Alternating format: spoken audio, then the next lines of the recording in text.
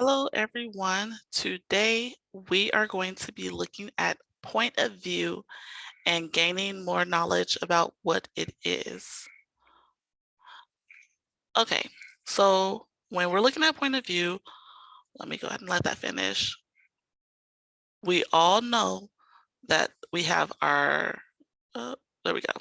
We have our first person point of view, second person point of view, third person point of view, which has two different parts. Third person limited, which means you only know the thoughts of one of the characters, and third person omniscient, which means you can get into the minds of all the characters. Okay, so when you're identifying those different point of views, we know that we look at the pronouns. So in first person, usually you're going to see words like I, me, mine, we. Second person, you and yours. Third person point of view, you're going to see he, she, they, and them. So these are the basics of identifying point of view. But why is point of view important? What is the purpose of it? Yes, we know we have to have some type of point of view when we're writing, but how does what point of view you choose impact the reader and what they take away from that text? So let's see. Let me speed that up a little bit. So point of view allows the readers to gain various perspectives. So even though I am an American living in America, I can read a text told from a point of view of someone living in, let's say, Nigeria, and I can gain knowledge about their life based on that character's viewpoint. Okay.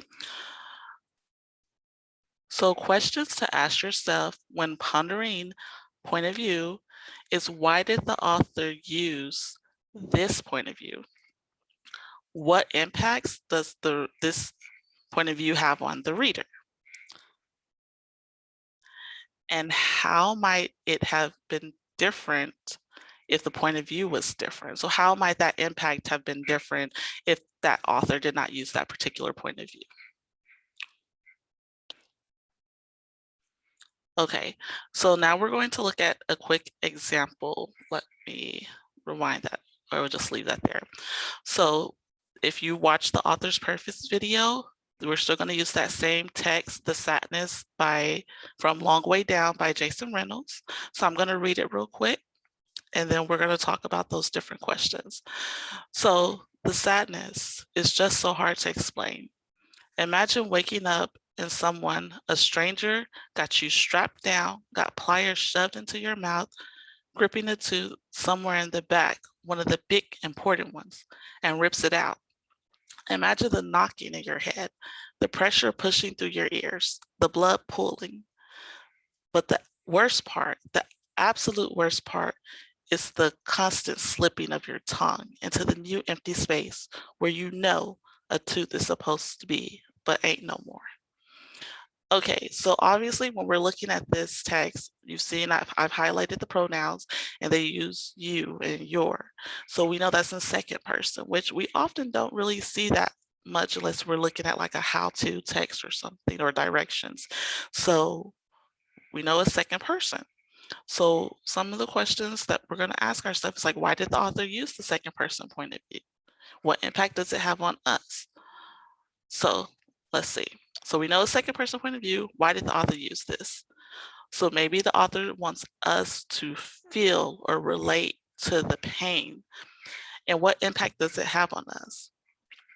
So it gives the reader more insight as to what the narrator is going through, right? So obviously maybe the narrator has went through some type of sadness or grief, and he's comparing it to this. And now by him using that second person point of view, we can put ourselves in his shoes and feel what he is feeling.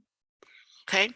How might this have changed? So if he had to use third person point of view or first person point of view, I don't think it would put us in a situation where we could actually relate, but we would be more on like the outside looking in versus putting us in that situation. So that would have made a significantly different impact than actually using the second person where we have to imagine ourselves going through this type of pain.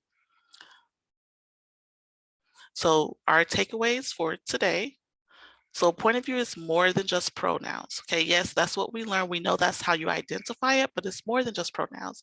It provides a deeper perspective and impact on the reader. So happy learning, guys. I hope you guys have a good rest of the day. See you later.